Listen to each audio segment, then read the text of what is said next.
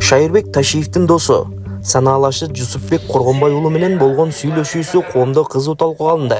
УТРКнын мурдагы директору Илим Карыпбеков эки депутаттын казино ойногону тууралуу социалдык баракчасында пикири менен бөлүштү. Тур десем, ола 2 миллион доллардан ашык плюс болду. Баягы Болот Темирдин чыгарганы чын 1 миллион 350 миң доллар каршы болду. 1 миллион 320.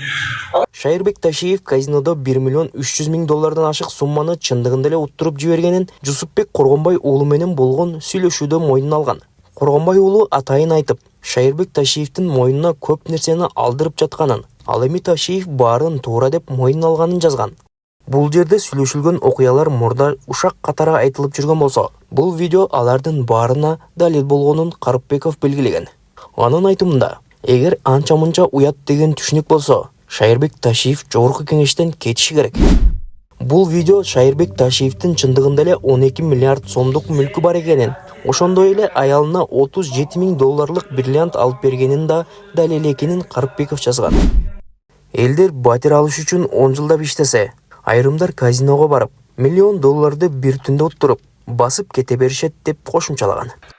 Жаман жагына кетип калганбыз, анда уже жөн карап отурбайбыз да. Шайырбек Ташиев менен Жусупбек Коргонбай уулунун экинчи аудио сүйлөшүүсү депутаттардын жапырт мандаттарын тапшыруусунун себебин түшүндүрөт, дейт Илим Карыпбеков.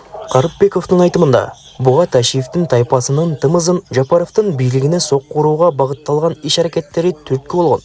Ошондой эле генерал бар экенин пайдаланып, тегерек четиндегилер Кыргызстанды башына кийип алышканын да белгилеген. Жусупбек Коргонбай уулу Шайырбек Ташиев менен казино тууралуу сүйлөшкөнүн ырастады.